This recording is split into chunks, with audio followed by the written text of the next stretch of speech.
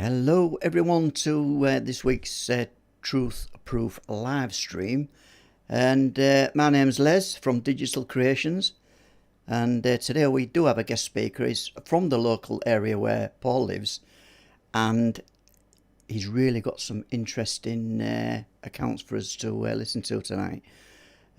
So I've just got to say, it seems that on the chat I seem to be a bit of a local celebrity here, so I've got to get used to that.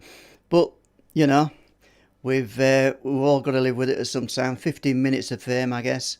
And yeah, without further ado, the only time you'll see me now is we'll be coming in with the questions. Leslie Kirby she'll be giving me the questions in the background for me to deliver to Paul or Andy. But I'll let Andy come on now. So here we go. Got some noise coming in.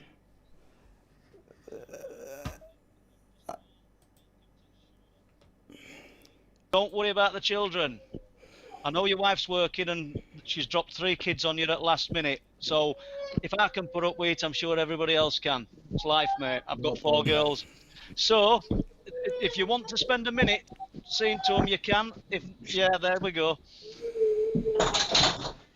So sorry about that, everybody. This is real life, innit? I hope everybody's coping okay and dealing with this lockdown, or the ease up of the lockdown that we're all sort of getting on with and managing. But I don't think Andy intended being locked down with 3 children tonight, and neither did we.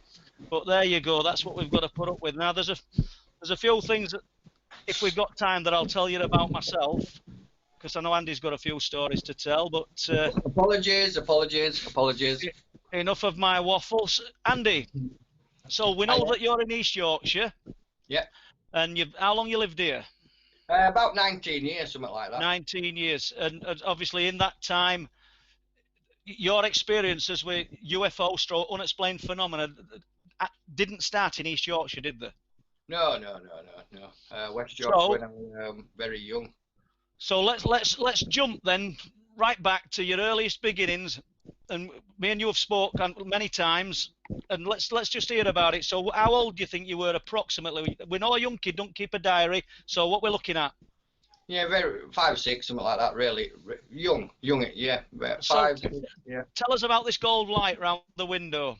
Well, do you know when? See, we had a close family, close with cousins, all stuff like that. And you know when you wake up terrified. Well, I won't say terrified, but I used to wake up every night, me not terrified or all like that. Maybe sometimes, and I'd always be running off to my mum and dad's bedroom.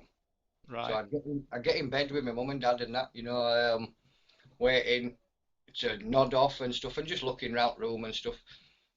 And I'd always see like like gold sparkliness going round wardrobe and down the other side of wardrobe, up round windows, round the door casing, and it was like gold glitter. Yeah. So what makes you think? What makes you think you were? I'm not saying you were dreaming. What makes you think these weren't dreams? Did you see it more than once? I saw it all the time. Yeah, I saw it all the time. Yeah. Every time I went into my mum and dad's bedroom, I'd wait for it. I'd be laid there, and it'd start again. It'd start to form a little bit of speckliness, and then it'd get longer and go up the side of the wardrobe, across the top, down other side of the wardrobe, on skirting board, up the windowsill, round top of the windowsill. Like where helmets and stuff like that. So did your parents ever comment on this, or were they only you saw it? Yeah, they never said out about it. No, they never said. Did you tell them? Possibly. Yeah. Okay. Okay. So let's jump forward a little bit, and then obviously this is a dream, but you had a dream that for a young child that stuck with you all these years, hasn't it? And how old are you now? About 52. Are you 52 now? You're 52, aren't you now? No. I'm only 40. I've got youthful looks. No. Come on then. You had this dream. Forgive my joke there. And really old though. So you had the dream. Tell us about the dream. Well, I was a young kid, woke up. My brain says it were a dream. If it could have been it could have been absolutely anything. But my brain says to me that it were a dream, over the fantasticness of it. Well, you know how you perceive your reality to be whatever you thought it were at the time, if you know what I mean. So anyway, I wakes up in bed. The room's vibrating. I remember sitting up, putting my feet on the floor. The room's vibrating. You know, like the movie Contact, where it's all going vibrating. So I gets up out of my bed, walks on my landing. It's still vibrating to me. Along the landing, down the steps, into like you know, the landing area, into the kitchen, out. Sorry, just give me a minute. You can see how professional we are here, people, and he's had his dream. So let me just tell you something. Last night there were a sighting in between Muston and Filey on let me just get my road right, on the A165 road, and it were a white sphere, and it were a lady and a daughter travelling. Rachel, the caller, that they've got a caravan at at Muston, and they'd come to check on their caravan. They went to Filey for some food, and as they're driving back about 9 o'clock at night, there's her and the daughter. They can see the moon in the sky. Low down below the moon, a large white sphere the size of a football lights up. So as it sort of travels towards them, blinks out, vanishes. They've both seen it. Comes on a few seconds later. Sorry about that. Well, you'll have to wait now. And then, sorry, Paul. No, you're right. So this sphere comes back on. They're both watching it, wondering what it could be. It's nothing. There's nothing exotic. It's not flashing. She said it looked solid in structure. It was near the Royal Oak pub, in between Muston and Bridlington. They're going towards Bridlington. So anybody who wants to Google these locations, feel free, just go for it. And that was last night. The lady's called Rachel. She might even be on here now, so she'd sort of back up what we're saying, because, and she messaged me this morning. Just sort of tells you. I mean, let's just be honest as well, people. Not everything's UFO, a true UFO in origin. We know we've said this loads of times, but we've got people saying reporting these unusual sightings. And, you know, once again, we've got one from literally last night at 9 o'clock, so less than 24 hours ago. So, right then, Andy, now you've sort of put gags on those children. I do apologise, where were I? You're telling us about the dream. Right, so I come on the landing, I got out of my bed, put my feet on the floor, stood up, walked through, out of my bedroom, on the landing, down the steps, you know, where bottom bit is, where front door would be, and then there'd be a door to your right where kitchen is. I walked through the kitchen into, like, my dad used to call it coil oil. Do you know where you'd come in and you'd have your fridge and throw your trainers and stuff like that before you went into house? So I come through the kitchen door, through the coil oil, as my dad would say, opened the back door, and I was stood on doorstep. It was still vibrating, if you know what I mean, like a how can I explain it? Like a deep hum, what's getting you in your chest, if you know what I mean. It was a deep vibration, and I opened the door, and I remember to this day, and it must have been 35 years ago or something. You know when you get them prominent dreams what just stick in your head? I've got lots of them. I might tell you some other time, but you know. I opened the back door, and I stood. I remember being in front of my shed. I remember it vividly, you know, where I was. So I opened the back door, and I looked up, and they were like big, massive blue and white blocks. There'd be like one side of the block would be white, one side would be really prominent, you know, like light blue, not light blue, but blue, but really, really intensive light blue, you know, on like corners of squares. But this thing, well, it felt sky, you know, it were moving really, really, really, really slowly. But the thing what baffles me about it is that I can remember that much of a dream, you know, like it, well, like I watched it on a DVD 20 minutes ago. I can remember that much of it, but I just can't remember shutting the door. Yeah. Behind me. That's what that baffles me a bit. That's why my brain says it's a dream. I'm not saying I've had an abduction experience or out like that, but I just can't remember shutting the door. But I can remember everything up until that point and looking up. That's what that's why it seems weird to me, if you know what I mean. Well, you know something, Andy. I like your honesty because you're not trying to, you're not dressing it up and saying it's. You could turn that into some kind of abduction, my first abduction experience, but you're not doing that. Yeah, no, I would You've never just say laid it that. No. out as honest as you can. Now, Yeah, to me, it's a dream. It's too fantastic to be anything else because that's how, you know, your reality is not like that. So that's why you put yourself on an even keel, if you know what I mean. So your brain automatically says it were a dream, but I can still remember it vividly. I can't remember, anything after that. After not being able to shut door, I just don't. I just remember up to that point, going through down the steps, through the bit where the front door was. I went through the kitchen, opened the coil oil door to the back door, looked up, seen them moving across, and that is where it ends. right. Well, let's jump forward then now because you know that you were with some friends and you had a sighting on a football field. So let's Yeah. tell us about that. Nice and steady, no rush.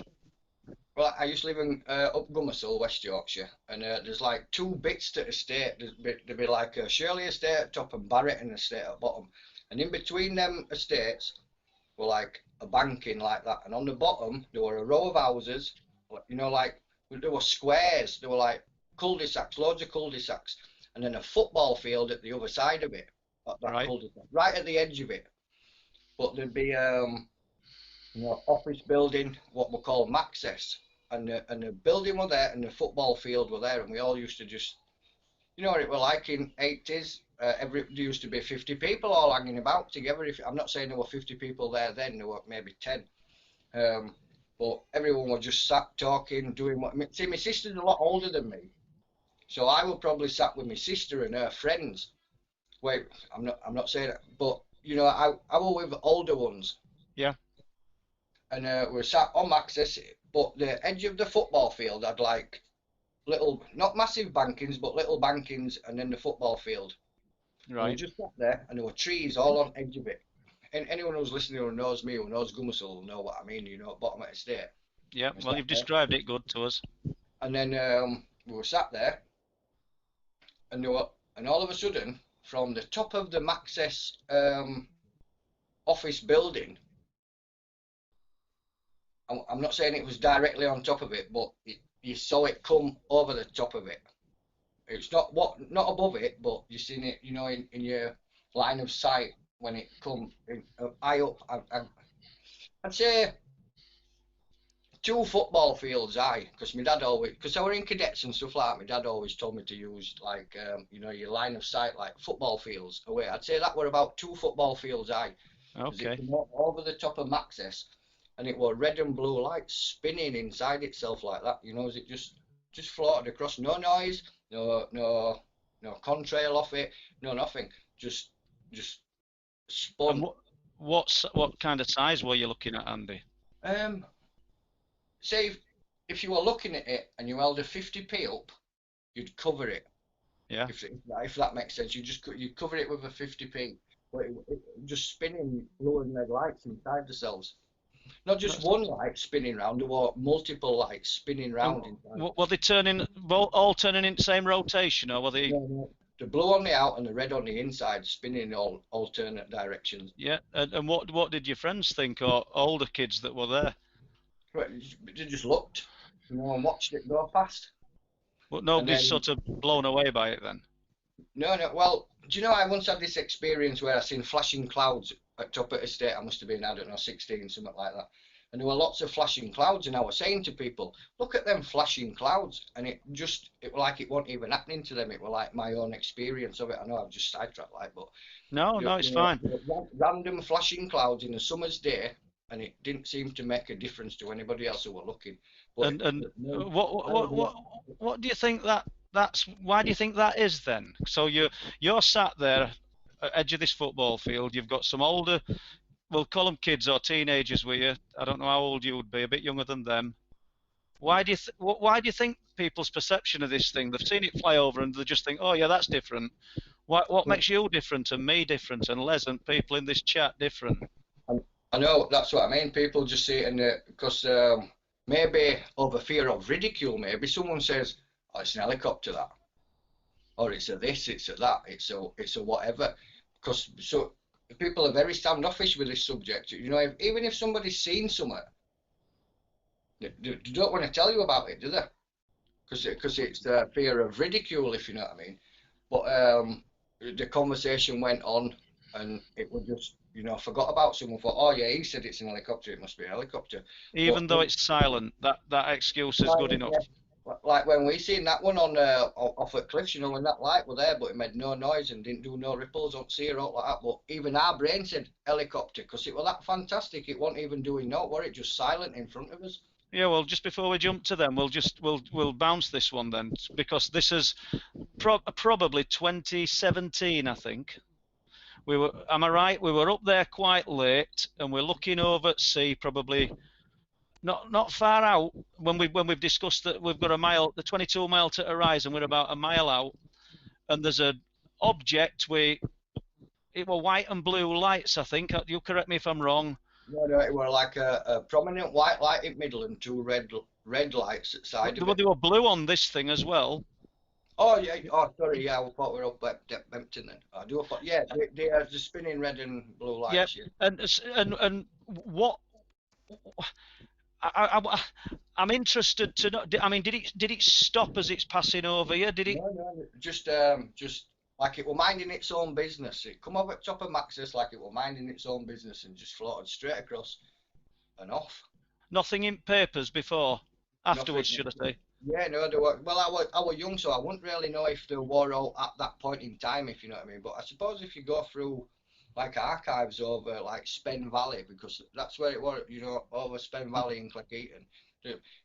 Surely somebody else must have seen it, but you know, it's just one of them events what I've got stuck in my brain. So let's jump forward then. Let's tell us about what you've called the ATS sighting. Right, yeah. You know when, right, yeah. You know when you're a young'un and you're all hanging about and everyone's, you know, teenage years, if you know, and there's groups of people and stuff like that. And I think I was stood with this lass or something. I might have been walking around. You know how it is when you're a teenager. So we stood there at ATS in Cleckheaton. It's on Westcott. If you know Cleckheaton or anyone who's watching who knows me, you know Westcott. And there's ATS on Westcott before Bend. And I was stood near the wall because there's a barrier. We weren't stood in front of the barrier. We were like stood on the edge of the wall where the barrier is there. Then the wall runs round ATS. We were stood just at the edge of the barrier, edge of wall, talking. And I don't know if anybody else noticed it, but I've always been the same, you know, observationalist. People say crazy conspiracies, but I just say observationalist. And I'm always looking up and I'm always looking and I'm always aware of what's going on, if you know what I mean. And so I looked up just by chance, this big black triangle just floating through night sky, making no noise, no lights on it, just blackness, a black triangle of mass, just floating through. So I'd say that were about a football field high, no higher than that, because it were very low. That's why it looked. Well, you know, when I looked at it, I thought that's really strange. Is that? You would do. Were there any displacement of the air or anything like that, or? No smell, no staticness in the air or not like that. It just wandered. It just floated across, just like across. What about the lights on this thing? Yeah, no lights whatsoever. Just black triangle-ness. You know, you could just make the edge of it out. I couldn't give you any specifics on the depth of it, but the triangle shape in the darkness, it just moved across in night sky. You know. Yeah. Okay. Yeah. And any more witnesses with you? There was somebody with me, but it wasn't like it was just one of them things, you know, when like you'd look, it'd be a prominent thing to you for that 3 seconds, and then you know, because you're a teenager, you're not, you're more observant on something else, aren't you? If you know what I mean. But if I'd have been in my adult years, I'd just been stood looking at it like a lunatic. But Right you then, know, so okay then. Well, let's just pause there a minute because we need to ask Les if there's any questions. All right, Andy. We'll put the mic on. Right then, a few questions have come in, guys. So we'll just kick off with a general one. It's from Lisa, and Lisa asks, Andy and Paul, have either of you noticed the strange chemtrails today? Lots of reports on the Holderness, East Yorkshire region. well, to be fair, I've got to be totally honest. I'm a tipper driver, me, and I've been from like, you know where Melton is, all the way to Brid.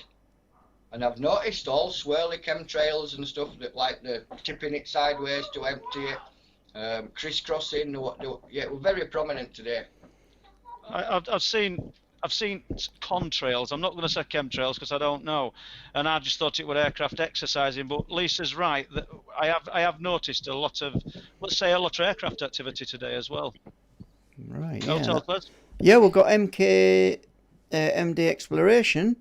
Do you have a theory to Bridlington's Bermuda Triangle? I think we've talked about this before, Paul, haven't we? And so we're including like missing people, the vessels, and the aircraft. Is there some magnetic or whatever reason this is all happening in this triangle? It's difficult to say whether there's a Nick, but it's difficult to say whether there's a triangle as such. Everybody likes it to be a triangle, don't they? Obviously because of the Bermuda Triangle. But all I can say is, and I must sound like a broken record, that a location does seem to be key. So we stick a pin in East Yorkshire. We'll not say Bempton. We'll not say Speeton, and let's go out on a 20-mile radius out at sea and inland, and this stuff seems to be happening. I don't know what links any of these things up. It's just the fact that strange things are happening in this area. Yeah, just to come in there then, Paul. It's very interesting that you've got the East Yorkshire map behind you. And for the observant ones of you from last week, yeah, we have it right way around this week, which is pretty good. There seems to be a lot of pins in it, Paul. Can you just give us a little bit of a general run around there? Well, yeah, and you guys can't see colours at pins, so I can lie. But what we've got different coloured pins. So we've got cryptid sightings, and it does seem to cluster in a certain area. And you get cryptid sightings in Flixton, you're getting them in Bempton, you're getting them towards the Barmston drain. You know, these aren't pins that I've stuck in and thought, oh, there's been something there and I stick a pin in. These are reports that we've had. We've got the UFO sightings, the spheres of light over the sea. So yeah, we've built a map up sort of depicting these things, even the missing people. But I'm sort of reluctant to link the missing people with the UFOs and with the other things. All I will say on that is they've gone missing in an area that's producing unexplained phenomena. And I think that's best, and it's as respectful as we can be to people who've gone, basically. Yeah. Okay, that's good. We'll just hit with one more then, and Vifa 800 asks, asks Paul or Andy, have you received any reports from Lancashire? I know it's obviously not the area that you're looking into, but has any seeped in from Lancashire itself? So that's we'll ask Andy first. Have you heard any from Lancashire? I haven't heard no reports from Lancashire. No, it's because I think it's because obviously you two guys are specific to this area, that you're obviously looking at this area more than any area of the country. Yeah, that'd be correct. I'm sorry I can't help you with that. And we have got loads of reports for this next Truth Proof book, Truth Proof 4, After Night people from out of the area, but nothing specifically from Lancashire. However, if you know of anything or you want to get in touch and just fill us in any details, please feel free. Okay, well I'll leave it with you guys, and we'll come back in a little bit later on. Okay. Okay then, Andy. So we're sort of going through these UFO sightings. We've done the ATS UFO. So why not fill us in on this, what you call the click UFO? Yeah. Well, because I live over on East Coast now, and I'm originally from Bradford, I was driving back over home, and it's night time. I'm having a conversation with the person who I'm with, which is ex-girlfriend, and this individual seen it as well, if you know what I mean. Just travelling down M62, listening to radio, having a chat, smoking, you know how we do general life as it carries on. And where the Glasshouten Bridge is, what goes over the M62, I was maybe a couple of miles away from it or something, and I seen like a flash of light. And as soon as I'd seen the flash of light, that flash of light come straight past my car, and I'm not joking, this is no exaggeration or out like that. If I'd have had my window down and I'd have put my arm out the window, I would have touched it. That's how close it come past my car, if you know what I mean.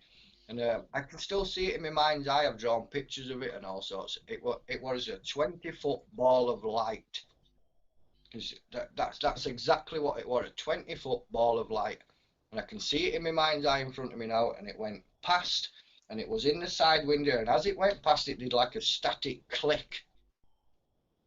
And we must have sat there for a minute or so, and we looked at each other and went, what was that?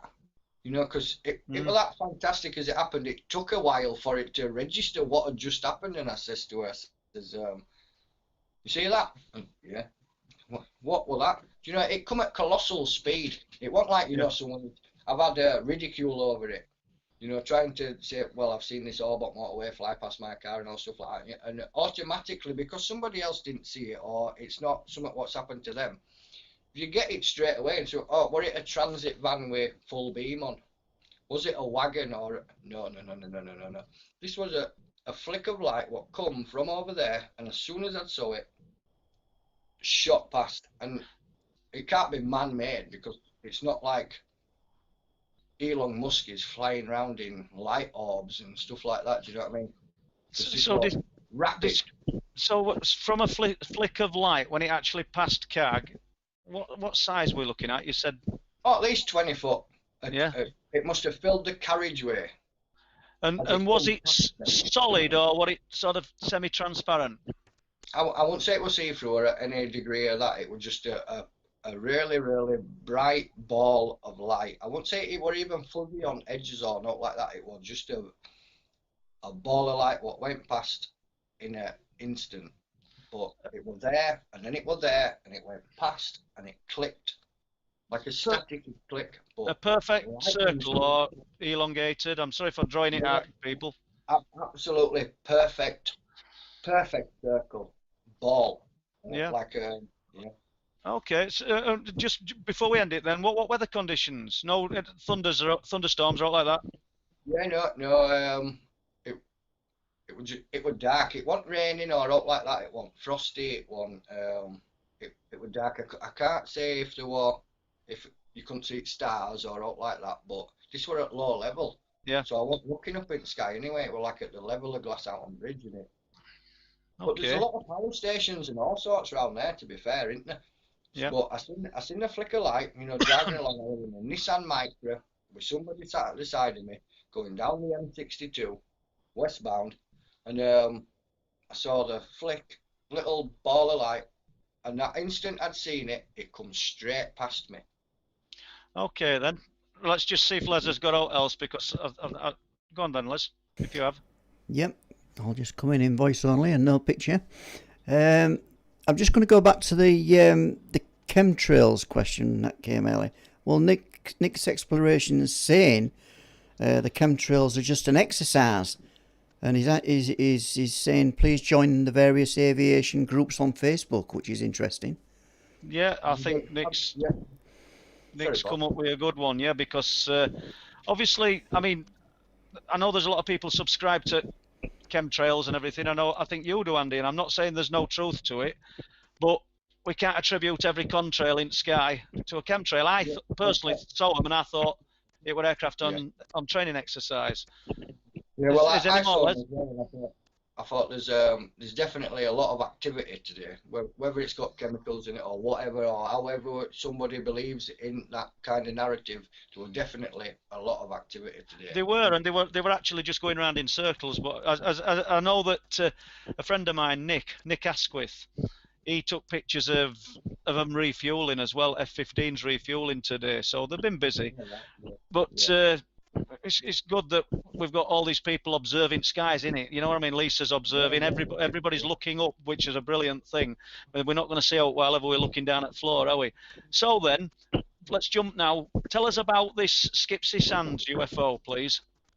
Yeah, with my wife now, and we used to live in a static caravan on Skipsy Sands, which is just on, you know, the east coast of Yorkshire. It's like a haven caravan park, and we lived in this caravan, and I were always out on veranda, you know, like you do with your telescope, all stuff like that, looking at moon, you know, just doing my thing, because anyone who knows me knows that's what I do. So I was looking at moon, all stuff like that. Our lass must have made me a cup of tea. It might have been about 9, 10 o'clock, something like that. Go this on, is then. children. We know the signs. Get Poppy to do it for you. All right, just give me 2 minutes then. Go away. Nice. You can see how professional we are. Sorry. No. Yeah. I do apologise. I'm a dad. Listen, do you know what I Andy, mean? you've been dropped with 3 kids tonight. That weren't meant. Your missus has had to work due to this business that's going off, so it's fine. It's live, isn't it? So, sorry, where were I? Right, Skipsy Sands, she's made you a cup of tea. Making a cup of tea. Telescope's still on veranda. I'm stood outside smoking a cig. At this time, I'm on my own. Katie's inside, just smoking a fag, looking round, and I seen, you know, like, because you see the satellites go across and you see the orbs and stuff like that, and this is what I thought it was. I'll try and set the scene for you. It was like fluffy clouds, summertime at night time, you know, that kind of low level fluffy clouds.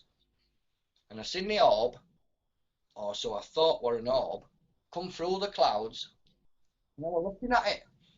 And the campsite had like, I wouldn't say LED lights, but bright white lights all the way around campsite, you know, so everyone could drive around. It wasn't one of them, you know, dodgy campsites where there's a couple of lights here. It was lit up, if you know what I mean.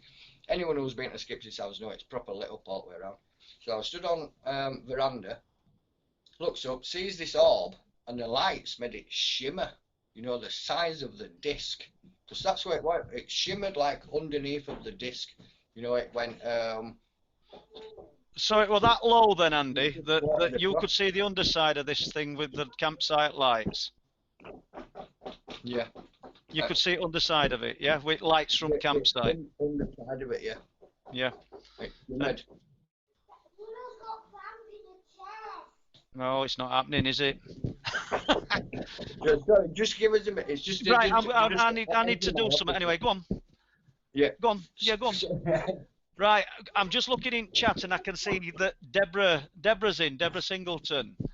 And I don't think we've talked about this before, but Deborah come through to see me last year to tell me about, I'd call it quirky, Deborah, that this sighting that you had on, what would it called? Cliff Lane, the lane leading up to RSPB Reserve, the lane where lots of weird things happening. And Deborah had come with a friend, hoping to, I don't know, just have a look at, check the place out.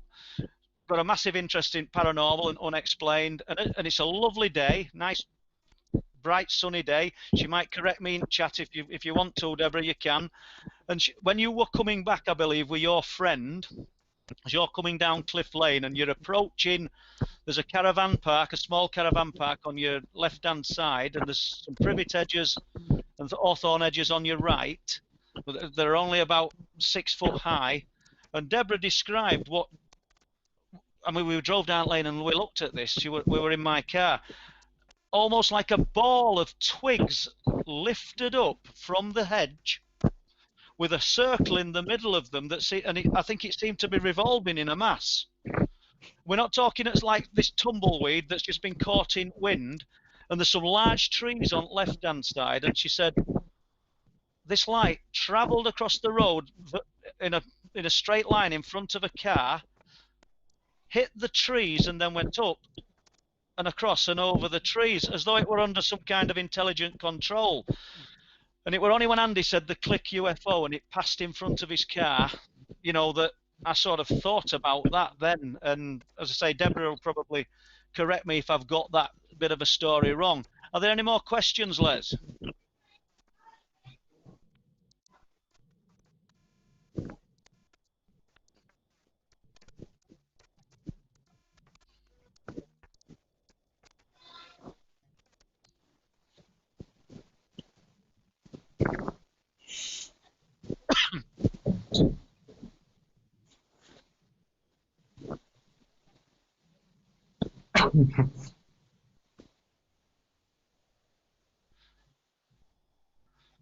I do apologise. It's all right.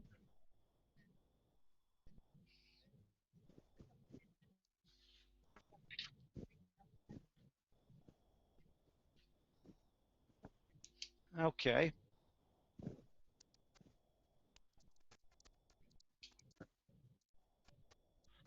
Well, what I find interesting about these big cat sightings, is that they, they seem prolific for just a few weeks. It'd be interesting if if that's how it was. A group of people will see them, and I don't mean all at once, but you get a few people reporting the big cats, such as excuse me, such as the big cat that was seen at Brompton about 12 months since, and 5 separate people saw it. And that's how it works. And I don't know whether that's the same. Then it just appears to drop off the radar, and it's sort of never seen again. It's a strange one. And I've just seen another question about red upright triangles. Did you see that, Les, in chat? I think I've missed it now. I've scrolled past it. Let's have a look. We might have to come back to that one, but here's a good one from Tim Brennan. Tim is asking, "Hi Paul, Hello. great work," which is Thank you. always nice to hear that one. I don't like work, but yeah, go on. Star Car is one of the earliest Mesolithic, I got there, settlements with many antler head dresses excavated. Do you think shamanism might be the source of the high strangeness? I really do think that there could be something to that. What they found were 21 red deer antler skull caps, and there were straps on them. They were fashioned. They've got eyelets. I can't speak for it. Obviously, we're going back. I think we're going back. I don't know. I might be wrong here. I think it's 11,000 years. They were early settlers in Britain. They thought they were nomadic, but these people actually settled there. They found mass evidence of horse butchery at Starkar and animal butchery and sacrifice, not just butchery for food purposes. Or the archaeologists don't think that. That's not Paul Sinclair saying that. That's archaeologists. My microphone's terrible, people, so I do apologise if you can hear that. Now, what they thought about the antlered skull caps that were fashioned, they didn't think they were used for hunting. They thought the people at Starkar were practicing shamanism. Now, I can't say whether they were or they weren't, and I don't suppose the archaeologists can, but that's what's thought. Now, if we stay with that for a moment, and we'd go to indigenous tribes in other parts of the world and their views on the shamans, and they can transform into different animals, the panther and also, jungle sort of type predators. What's to say, we're only playing with idea here, that these stories of the Flintstone werewolf that had been like a fearsome predator throughout the ages is not some remnant from the shaman of Starkar. I mean, it'll be a leap too far into the dark for some people, and I'm not saying it's right. I'm just think it's an interesting theory to play with, and yeah, great question. Thank you. Okay then, Paul. I think is he back in the room? Is he back in the room? Is Andy back in the room? Are you back in, Andy? I'm sorry for acting like a BBC reporter. Right, yeah, right, okay. Mate. Well, I'll hand over to you guys, and we'll come back with some more questions later, if that's okay. Well, come on, let's. We've got one more UFO sighting of yours, and it's the New Pasture Lane one. Let's be hearing about it. The thing that looked like a bowling pin. 10-pin bowling pin, yeah. We used to live up New Pasture in Bridlington, and New Pasture is like it's an estate kind of built on an hill. As you go out of Brid towards Scarborough. New Pastures. I used to stay in Bridlington, if you know what I mean, and I lived in the top very corner of it. And there were my house and another house, and then fields for miles and miles and miles and miles. And I stood at back door, you know, talking to our lass, smoking a fag, kicking dog kind of thing, you know what you do. And I looked across, and it were like a 10-pin bowling pin. Kicking dog. I'm kicking dog, you know. You can't say that, Andy. Yeah, Well, no, I'm sorry. I do apologise. I didn't really kick the dog. I'm just saying, for instance. Yeah. If you know what I mean. Yeah. So anyway, I'm looking. The cliffs are left to me, and this is to the right of me. You know, so it's like it must be north, east, south, south direction kind of thing, and come like up the coast, like. Anyway, I stood at back door, and it looked like a 10-pin bowling pin flying backwards. It was white on the top and black on the underneath. And as I was watching it, I thought it looked odd anyway, you know, because it looked like a 10-pin bowling pin. And it's far away in the sky, but you could make out the shape of it. And I'm looking at it, and then it dropped something out at the bottom of it. And this were going that way, a backwards 10-pin bowling pin were going one direction, and a little something or other probe out like that. I don't know. Say what I don't know what it was, if you know what I mean. Anyway, it come out bottom of it, and it shot off in the other direction. What does that? And it had no wings or not like that, no contrail off the back of it, no nothing. Just a backwards flying 10-pin bowling pin, two different colours, dropped something out of it, and it went that way. How big? What were your perception of how big? It must have been, I don't know, as big as a big bus in the sky. Really? But far away. But Yeah. Far away it was. Okay. So if you were looking at it, it'd be a 5p. A 5p would cover it. You know, like I said, with 50p, if you put a 5p over it, you know, held your hand up like that, a 5p would cover it. But the little thing come out, shot opposite direction. That's interesting, Andy. So, you've just about covered these sightings now. Well, let's just go back to Les and see whether he's got out for us. Great question from Steve-O. And Steve-O asks, have you had greys seen in Bempton or other high strangeness areas, Paul? So greys seen in Bempton or in other areas? I'd have to admit that I've not got any reports of people specifically seeing alien, shall we say, type entities around. I mean, let's just call it East Yorkshire, you know, because we keep labelling Bempton, and I think that got labelled that because of that name of that film, and I didn't name it. But let's East Yorkshire, and no, there's been Men in Black seen. I mean, there's a lane called Blake Howe Lane. It's strange, isn't it, how burial mounds seem to figure a lot in this, and Blake Howe is called Black Howe. Blake in Bridlington and for Flamborough terminology means black, Blake. And Blake Howe Lane, the couple walking down there, I might have got year wrong, but I think it was 2014. Red hot day, they said they got shorts on and t-shirts, and they're from West Yorkshire. They described it as that hot, it were cracking flags, as in paving stones. It weren't really, but it was red hot day. And as they're walking down, nobody in front of them, they've got a long path, crops either side, just barley and corn, so it's not that high, or rapeseed maybe, but there's crops. And they're sort of momentarily talking to each other, and when they look up again, there's a guy in a fedora hat, long black coat, like Crombie type coat, black trousers, very tall, just walking down the path. I know this has gone from your grey aliens, but I can't help you with that one. And they can't believe it. It's not that far in front of them, and there's a bit of a rising ground, and they're discussing it. Where's he come from? He can't have walked through crop. He's just appeared in front of them. It were 2014. So he goes over there, this slight rise, and they're sort of rushing. They want to catch up with him. They're intrigued, and when they get to the top, he's gone. They can see literally down to the sea now, down to the cliffs, and there's nobody there. They're that worried. I've spoke to both these people at length, numerous occasions, not just about this, about other things, but they're not kind of people that have given me like tons and tons of UFO related stories. They're not up there with birds flying around their heads. What I'm saying is that they looked up and down the edges of these fields. They thought somebody had collapsed. They were looking for obvious. They're looking for logical. They thought somebody had collapsed with the heat. Some guy in a fedora hat and a long trench-type coat, walking on a red-hot summer's day, and he's just vanished. And they saw him. I mean, they're adamant. I wrote about him in book 2. So I'm sorry I can't answer your story with aliens. I mean, we've got stories of front rock anglers of what they call landed spaceships on cliff tops. Their words, not mine again, but spaceships, if that's what they want to call them. It's only words, isn't it, you know?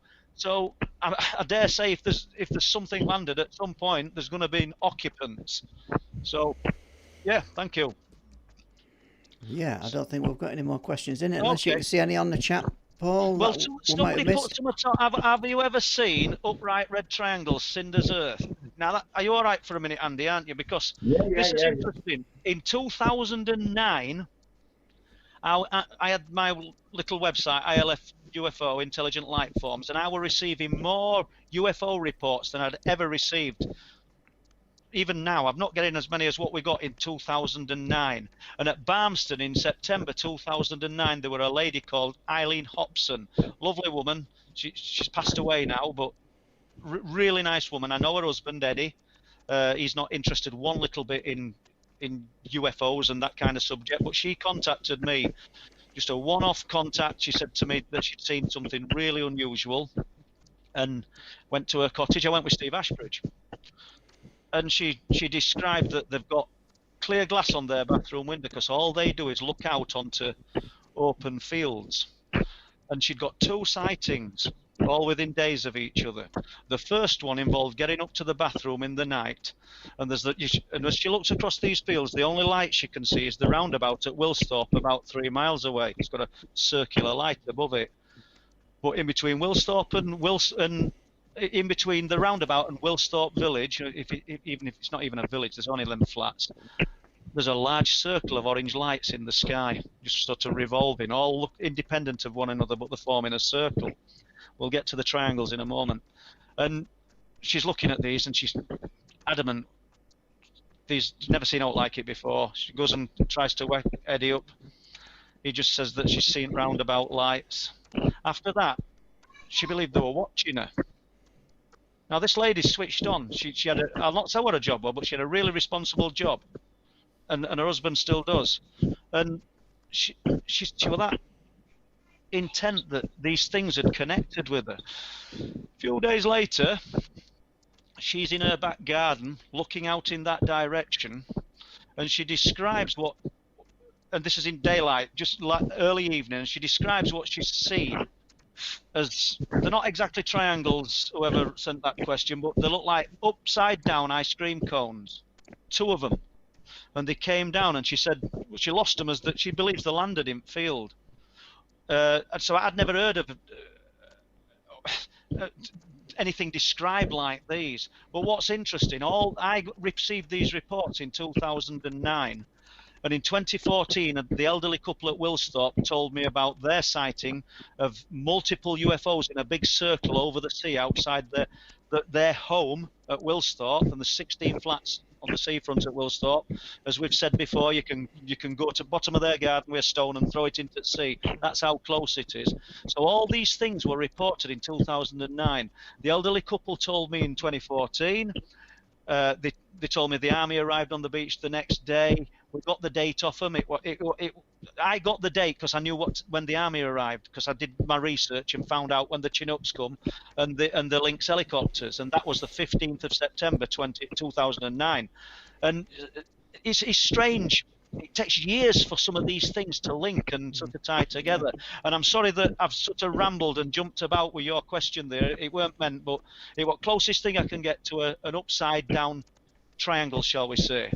So jumping back to Andy, unless you've any more questions, Les. I think we're just going to come in at this point, Paul, because I think it's important, and people have been asking us about this, and it's about the support they can give to the YouTube channel, and we have discussed various things, but probably you could talk more about it, Paul. Well, if you can call it support, call it what you want. We've noticed that when people are watching it after this live stream, there's a lot of adverts on it, and obviously it's not going down well with people, and so we're going to try and cut them out. You know, just to make it more viewer friendly, so you're not having to get up and keep dabbing it and thinking, oh, because I do it myself and I hate these adverts. Oh, done. So all we're saying is, if and only if you want to support us and we can get it to grow, we'll try and get different people on every week. Feel free. I mean, it's entirely, obviously it's voluntary. It's entirely up to you. But if you want to support us, and we'll try and do this. We're in infancy stages at the moment. We're still sort of feeling as way with it. But yeah, any support is welcome. Yeah, just to add to that, there is a $sign in the chat box right at the bottom of the chat box, folks. There is a $sign. Also, there is I think the PayPal link on the Facebook page as well. So any little support helps, I guess. Okay, well, so because you're constantly getting updating bits of equipment and things to try and make this run straight.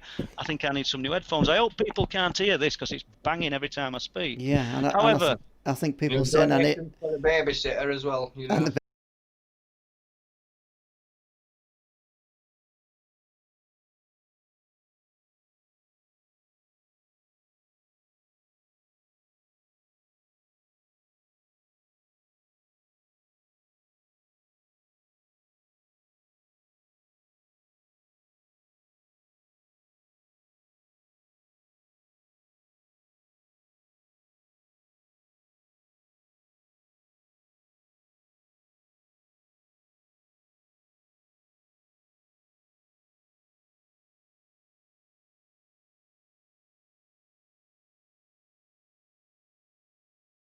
and steady. Camera working, no sound. Come on then, Andy. Right, so we're up Bempton with that street Janet. Janet. That's Yeah. yeah. And her son were with us, weren't you? And you were dealing with him up there, and I was stood further down, looking directly at the base on the top of the hill, Bempton RAF base kind of thing. We stood there, and all of a sudden, a bar of light, like it must be the width of, you know, like two kitchen lights. This is how I'm trying to say the size of it. You know, two We're about normal strip lights, are you on about? strip lights. Yeah, if you put them both together, Right. like, you know, like this wide, and as long as the door of the RAF base, like a solid white light. At first I thought, is that the window? So I'm moving about, and we stood looking at it for, it must have been 5 minutes while you were talking to her lad, and it was there. And when it was there, when we were looking at it, it was fantastic, you know, brilliant white light. But when it disappeared, it seemed to like make you know, twist out of view. Like it didn't move to the left, it didn't move to the right, it didn't go up, didn't go back. It twisted out of view. It like twisted out. Well, that's a strange one, but I mean, I don't know. I don't think Janet would mind me saying that while you were looking at this light, because I could hear you and her saying, "What is it?" And we need to stress that these buildings have got no doors on them, no windows on them, in them. Yeah, no. There's no electricity to them. There's absolutely nothing. They're devoid of everything. They're just sort of plain, stark, old concrete buildings from they've not been derelict since 1970s. Yet somehow a strip light type tube of light appeared. But while you were doing that, I were having to deal with her son, who's in his 30s, isn't he? Yeah. Because they were trying to. Because for some reason, this lad said that he suddenly started hearing voices and people crying and calling, and it was distressing him. Can you remember? Yeah, 100%. Yeah. I mean, and when we took him home, dropped him off, and you went home, she came over and she said he never wants to go up there again. And because we didn't know he were hearing the voices, I was just trying to console him because I didn't know what were up. Perfectly level young lad, or young fella, and then it all went a bit haywire when this bar of light appeared in doorway. What you saw, I never saw it. And it was like tea time, wasn't it? Like 5 o'clock-ish. Was it 5, 6 o'clock? It was still light anyway, wasn't it? It was winter time though, weren't it? We're getting on for winter. Yeah, but it was there, you know, a Yeah. prominent white light in the doorway, you know. Even if it would have been the wind, well, I know full well it wasn't, because if it had been like a windy shape or something like that, it'd have been the same kind of light as the backdrop of the base, Yeah. but the light was really prominent. A strong white light, a vivid white light, you know, just a bar of light, just like that. No, no, fantastic. Just a bar of light appeared. That's the thing as well, because there's no rhyme or reason with this phenomena. We've seen, like last week, I think I talked about the light that Bob and Gemma saw, a square light. I were up there with a police officer, and above the base, an oblong light. They're not round and circular. Some of these things, it's so weird, you know. And I've just looked, and there's Nick from I think it's MK. I'm not sure. Well, MKMD Exploration. He's flown his drone. This guy's brilliant with drones. Anybody who wants any drone work, he's absolutely is brilliant at flying the drone and filming things. And he's tried to fly his drone around that base, and he'd have to tell you better than me, because I'm no expert with this. But he can't configure it right. He can't get it to. He can't get it to fly over it correctly at a certain configuration. I mean, he probably explained to us better than me trying to do it. So, what else have you got to tell us about up there, Andy? Have you got anything, or? Oh, yeah, like there's been a couple of incidents up Bempton where I've been, you know, terrified. One of them where the fog were rolling towards you, you know, when the lights were going out on the street. Yeah, like anyone who knows where Bempton is, they maybe don't. There's a road what runs up to the RAF base, isn't there? Yeah. And it's got street lights on the road. Well, And this one not time- Cliff Lane's no street lights, has it? You must be in Bempton Village. Yeah, well, there's an ambient light in there from the village kind of thing. Well, it went dull, and then it all went dull further up towards the base, and then the green light went out, didn't it? You know, on the bird sanctuary, and then this fog rolled down the field towards us, and I'm not joking. That was terrifying, because you know me, Paul. If we can be up there 5 hours or 5 minutes, and if I'm scared, I want to be off, don't I? If you know what I mean. So I'm not embarrassed of being scared of stuff, because you know it was terrifying. You know, as the fog rolls down the field towards us, you couldn't run away from it, because you had to run through it. So we stairs with us torches, and then it just eloped us, didn't it? This fog. I've got to say though. I mean, I know you didn't like it and you were uncomfortable, but in my head, it was fog. Do you know what I mean? I've got this brain made, you know.